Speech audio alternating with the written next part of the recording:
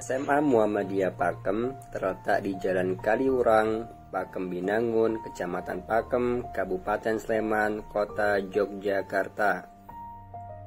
Dari pusat kota Yogyakarta, perjalanan menuju SMA Muhammadiyah Pakem membutuhkan waktu sekitar 42 menit lamanya. Berikut kegiatan belajar mengajar di SMA Muhammadiyah Pakem.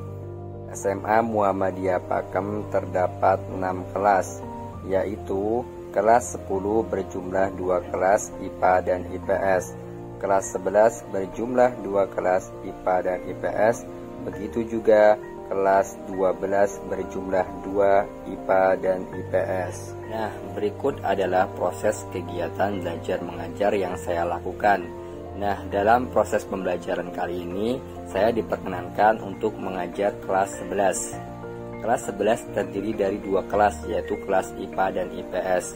Berhubung jumlah siswa hanya berkisar 20-an siswa, maka kelas kami jadikan satu di kelas 11 IPA. Dalam proses kegiatan belajar mengajar, di sini saya menggunakan perangkat keras berupa laptop dan infocus.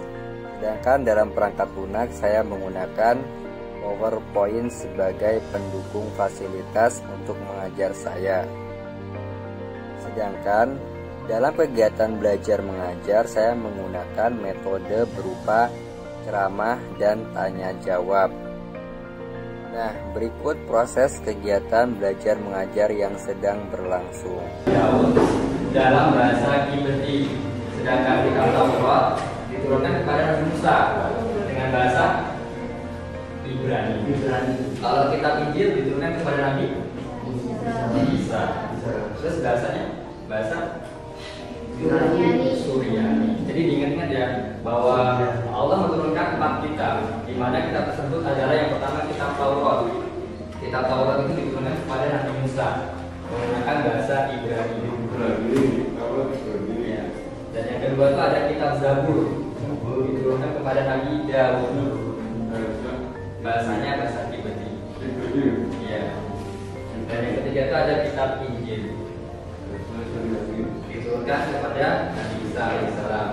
Dan yang terakhir kitab Al-Quran, diturunkan kepada Nabi Muhammad SAW dalam bahasa Arab. Bahwasanya bukti bahwa kita merupakan orang-orang yang beriman kepada kitab Allah, yaitu memiliki kepedulian sosial kepada orang lain. Seorang muslim ketika melihat peluang untuk mengutamakan orang lain, maka dia akan mengutamakan orang lain dari atas dan mengutamakan orang lain ketimbang kita sendiri. Jadi ketika kita melihat orang susah, karena dari hadis barang siapa membebaskan seorang mukmin dari suatu kesulitan dunia, maka Allah akan membebaskannya dari suatu kesulitan pada hari kiamat. Barang siapa memudahkan kepada orang lain dalam kesusahan, kesulitan, maka Allah akan memberikan kemudahan di dunia dan di akhirat. Ya, di sini paham? Jadi kita harus empati terhadap orang lain. Ketika orang yang membutuhkan kita tolong. Ketika kita melihat orang kesusahan, kita tolong dengan ikhlas. Ada yang bertanyakan?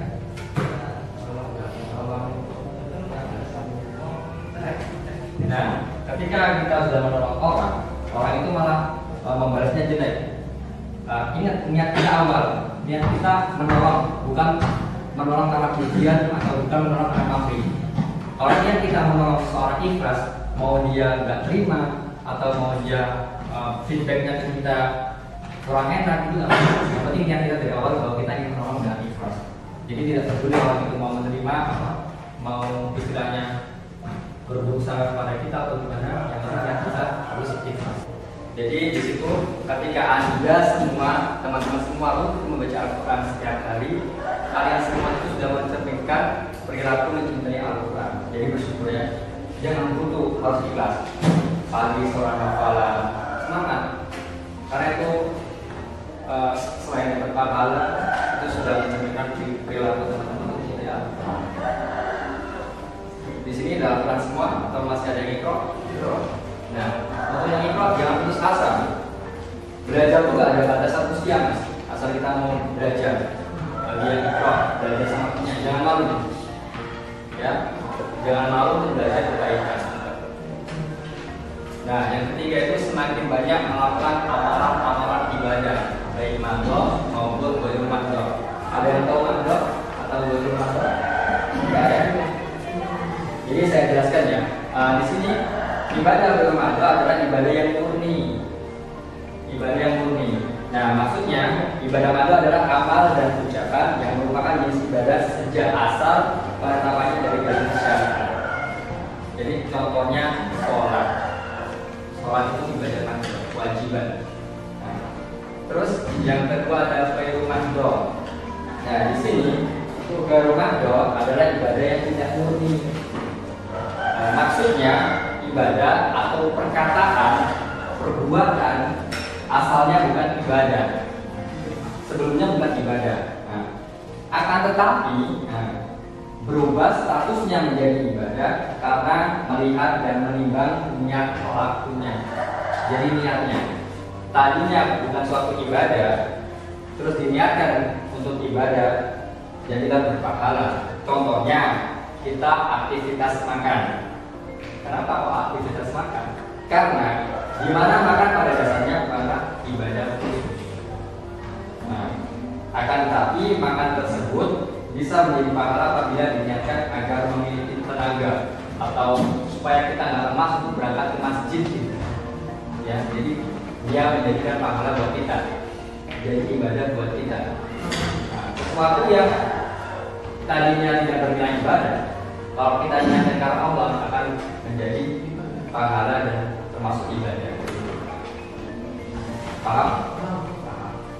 Yang keempat, semakin banyak memohon ampun kepada Allah. Dengan cara apa? Yang pertama istighfar, zikir, ya. Setiap hari yang kita zikir, istighfar. Jadi semakin banyak memohon ampun kepada Allah setiap hari. Karena kita nggak tahu kan, pasti setiap hari kita punya dosa, punya kesalahan. Jadi perbaiki niat lagi, minta ampun kepada Allah setiap hari, setiap saat, setiap detik minta ampun kepada Allah. Terus yang kelima, semakin banyak melakukan kegiatan dakwah menyebarkan agama Islam. Nah, teman-teman ini yang mau jadi pengajar atau mau jadi dai, nanti semangat berdakwah. Apakah orang yang berdakwah itu harus mengambil jurusan PAI? Enggak juga. Karena berdakwah itu kewajiban seluruh umat Islam, mendakwakan Islam. Tapi dengan tingkatan-tingkatan tertentu sesuai dengan ilmu yang kita pelajari. Dan yang keenam, bangga mempunyai kitab pedoman yang menjadi rujukan semua ilmu pengetahuan dan teknologi serta terjaga keasliannya. Nah, yang keenam ini sebenarnya apapun yang ada di dunia ini atau riset-riset peneliti itu sebenarnya kebanyakan juga ngambil di Al-Quran. Nah, kitab-kitab sebelumnya. Jadi yang pertama, kitab-kitab sebelum Al-Quran diturunkan hanya untuk kaum pada masanya. Jadi kitab Zabur, Taurat itu hanya diturunkan kepada kaum-kaumnya. Tadi kitab Zabur diturunkan kepada kaumnya Nabi Daud, betul sekali. Dan yang kedua, kitab-kitab sebelum Al-Quran diketahui sejarahnya dan hanya diyakini keberadaannya. Jadi untuk kita mengetahui bahwa ada 4 kitab yang diturunkan oleh Allah. Yang pertama Taurat, Zabur, Injil yang sebelum Al-Quran. Jadi kita hanya mengetahui sejarahnya dan harus yakin bahwa Allah itu menurunkan kitab Taurat juga, menurunkan Taurat, Zabur, Daud. Kita harus meyakini, ya. Sebagai manusia kita harus meyakini bahwa Allah menurunkan kitab Taurat, Zabur, Injil, dan yang terakhir Al-Quran sebagai penutup. Kalau Al-Quran itu kan sebagai pedoman dan petunjuk kita. Jadi kitab Al-Quran diturunkan, kita meyakini dan sebagai petunjuk kita yang kita jalankan. Apa yang ada di isi Al-Quran itu kita jalankan. Kalau kitab-kitab yang lain, kita hanya meyakini keberadaannya, bahwa kitab itu benar diturunkan oleh Allah. Jadi sebelum Al-Quran itu ada kitab-kitab yang diturunkan, tapi setelah Al-Quran tidak ada. Yang kita bahas yang di atas tadi bahwa kitab Al-Quran itu diturunkan dari zaman ke zaman. Bahwasanya setelah Al-Quran tidak ada lagi kitab. Sampai sini ada yang mau dipertanyakan? Sudah paham semua? Sebelum kita lanjut, coba saya tanya kembali ya. Coba mbaknya, apa yang dimaksud dari kitab Al-Quran diturunkan untuk umat manusia dari zaman ke zaman? Gimana, Mbak?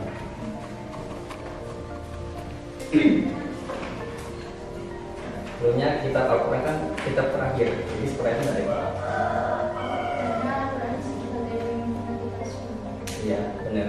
Nah, ditambah karena Al-Quran itu benar penyempurna kitab sebelumnya, jadi setelah Al-Quran nggak ada kitab-kitab lagi sampai hari kiamat. Demikian proses kegiatan belajar mengajar yang telah berlangsung. Selanjutnya di sini akan ada testimoni dari beberapa siswa. Selamat menyaksikan dan terima kasih. Nama saya Kavi Bagus Radana, saya berasal dari kelas 11 MIPA. Di sini pendapat saya tentang pengajaran dari mahasiswa UAD yaitu cukup menyenangkan karena kami ya umurnya juga termasuk selisihnya sedikit ya, jadi kita bisa sharing-sharing pengalaman sebaya gitu. Dan juga pengajarannya juga bagus, metodenya bagus, ceria dan seru. Intinya ya mudah dipahami lah. Kadang kalau saya juga sulit memahami materi, saya bertanya dan dia menjelaskan dengan baik kepada saya, dan itu cukup membantu saya untuk belajar lebih baik lagi. Dan juga saya terima kasih atas tenaganya yang sudah mendidik teman-teman kami di sini selama ini, dan kami ucapkan terima kasih untuk itu. Sudah sekian dari saya, kurang lebihnya mohon maaf. Perkenalkan, nama saya Agam Prakoso, saya kelas 11 IPS. Untuk mengeluarkan pendapat selama diajar oleh masnya, pendapat saya masnya orangnya asik dan bisa bisa saling memahami ketika saya kesulitan atau gimana. Terus sering mengingatkan saya ketika sholat zuhur, ketika saya belum wudu, saya dikejar untuk lebih cepat untuk wudu terus sholat. Terus